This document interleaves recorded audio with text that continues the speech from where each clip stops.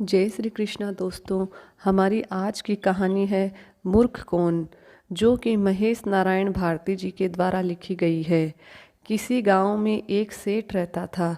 उसका एक ही बेटा था जो व्यापार के काम से परदेश गया हुआ था। सेठ की बहू एक दिन कुएं पर पानी भरने गई। घड़ा जब भर गया तो उसे उठाकर कुएं के मुंडेर पर रख दिया और अपना हाथ मुँह धोने लगी। तभी कहीं से 4 राहगीर वहां आ पहुंचे। एक राहगीर बोला, बहन मैं बहुत प्यासा हूँ, क्या मुझे पानी पिला दोगी? सेठ की बहू को पानी पिलाने में थोड़ी झिझक महसूस हुई, क्योंकि वह उस समय कम कपड़े पहने हुए थी। उसके पास लोटा या गिलास भी नहीं था जिससे कि वह उन्हें पानी पिला देती। इस कारण वह उन राहगीरों को पानी पिलाना उसे ठीक नहीं लगा। बहू ने उनसे पूछा, आप कौन हैं? राहगीर ने कहा, मैं एक यात्री हूँ। बहू बोली, यात्री तो संसार में केवल 2 ही होते हैं, आप उन दोनों में से कौन हैं? अगर आपको मेरे इस सवाल का सही जवाब दे दिया तो मैं आपको पानी पिला दूंगी, नहीं तो मैं पानी नहीं पिलाऊंगी। बेचारा राहगीर उसकी बात का कोई जवाब नहीं दे पाया। तभी दूसरे राहगीर ने पानी पिलाने की विनती की। बहू ने दूसरे राहगीर से पूछा, अच्छा तो आप बताइए कि आप कौन हैं? दूसरा राहगीर तुरंत बोल उठा, मैं तो एक गरीब आदमी हूँ। सेठ की बहू बोली, भैया गरीब तो केवल 2 ही होते हैं, आप उनमें से कौन है? प्रश्न सुनकर दूसरा राहगीर चकरा गया। उसको कोई जवाब नहीं सूझा तो वह चुपचाप हट गया। तीसरा राहगीर बोला, बहन मुझे बहुत प्यास लगी है, ईश्वर के लिए तुम मुझे पानी पिला दो। बहू ने पूछा, आप कौन हैं? तीसरा राहगीर बोला, बहन मैं तो एक अनपढ़ गंवार हूँ। यह सुनकर बहू बोली, अरे भाई अनपढ़ गंवार तो इस संसार में बस 2 ही होते हैं, आप उनमें से कौन हैं? बेचारा तीसरा राहगीर भी कुछ नहीं बोल पाया। अंत में चौथा राहगीर आगे आया और बोला, बहन मेहरबानी करके मुझे पानी पिला दो। प्यासे को पानी पिलाना तो बड़े पुण्य का काम होता है। सेठ की बहू बड़ी ही चतुर और होशियार थी। उसने चौथे राहगीर से पूछा, आप कौन हैं? वह राहगीर अपनी खीज छिपाते हुए बोला, मैं तो बहन बड़ा ही मूर्ख हूँ। बहू ने कहा, मूर्ख तो संसार में केवल 2 ही होते हैं, आप उनमें से कौन हैं? वह बेचारा भी उसके प्रश्न का उत्तर नहीं दे सका। चारों पानी पिए बगैर ही वहाँ से जाने लगे तो बहू बोली, यहाँ से थोड़ी ही दूर पर मेरा घर है, आप लोग कृपया वहीं चलिए, मैं आप लोगों को पानी पिला दूंगी। चारों राहगीर उसके घर की तरफ चल पड़े। बहू ने इसी बीच पानी का घड़ा उठाया और छोटे रास्ते से अपने घर पहुंच गई। उसने घड़ा रख दिया और अपने कपड़े ठीक तरह से पहन लिए। इतने में वे चारों राहगीर उसके घर पहुंच गए। बहू ने उन सभी को गुड़ दिया और पानी पिलाया। पानी पीने के बाद वे राहगीर अपनी राह पर चल पड़े।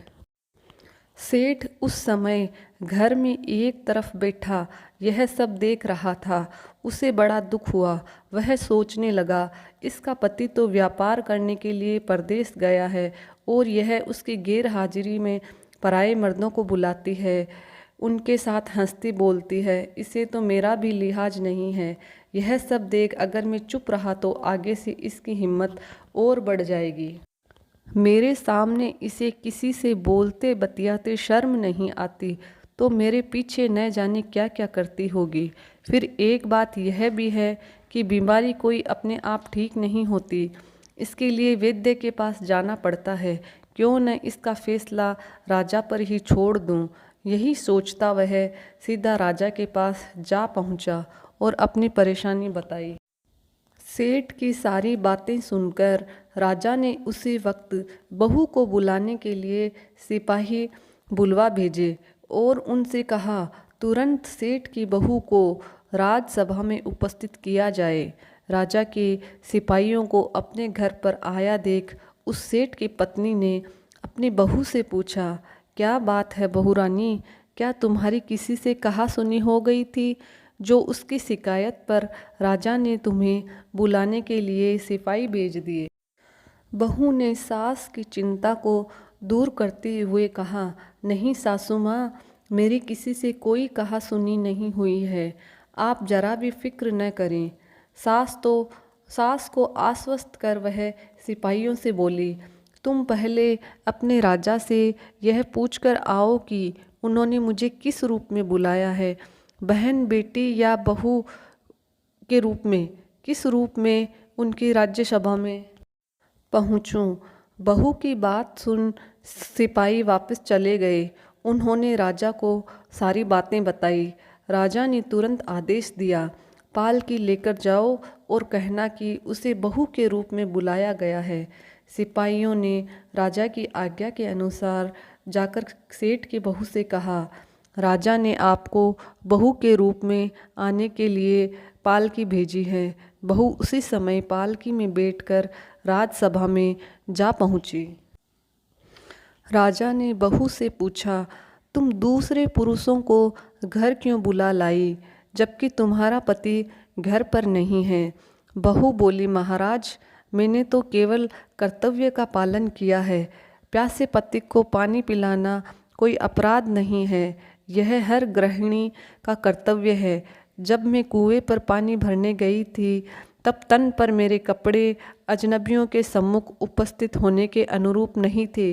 इसी कारण उन राहगीरों को कुएं पर पानी नहीं पिलाया। उन्हें बड़ी प्यास लगी थी और मैं उन्हें पानी पिलाना चाहती थी। इसीलिए उनसे मैंने मुश्किल प्रश्न पूछे और जब वे उनका उत्तर नहीं दे पाए तो उन्हें घर बुला लाई। घर पहुंचकर ही उन्हें पानी पिलाना उचित था। राजा को बहू की बात ठीक लगी। राजा को उन प्रश्नों के बारे में जानने की बड़ी उत्सुकता हुई जो बहू ने चारों राहगीरों से पूछे थे।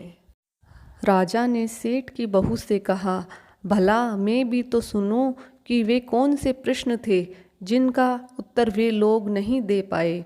बहू ने तब वे सभी प्रश्न दोहरा दिए। बहू के प्रश्न सुन राजा और सभासद चकित रह गए। फिर राजा ने उनसे कहा, तुम खुद ही इन प्रश्नों के उत्तर दे दो, हम अब तुमसे यह जानना चाहते हैं। बहू बोली, महाराज, मेरी दृष्टि में पहले प्रश्न का उत्तर यह है कि संसार में सिर्फ दो ही यात्री है, सूर्य और चंद्रमा। मेरे दूसरे प्रश्न का उत्तर है कि बहू और गाय इस पृथ्वी पर ऐसे दो प्राणी हैं जो गरीब हैं।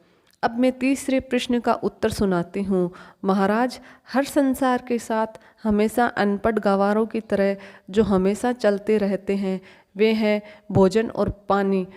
चौथे आदमी ने कहा था कि वह मूर्ख है, और जब मैंने उससे पूछा कि मूर्ख तो दो ही होते हैं, तुम उनमें से कौन से मूर्ख हो, तो वह उत्तर नहीं दे पाया। इतना कहकर चुप हो गई। राजा ने बड़े आश्चर्य से पूछा, क्या तुम्हारी नज़र में इस संसार में दो ही मूर्ख है? हाँ महाराज, इस घड़ी इस समय मेरी नज़र में सिर्फ दो ही मूर्ख है। राजा ने कहा, तुरंत बतलाओ कि वे दो मूर्ख कौन से हैं।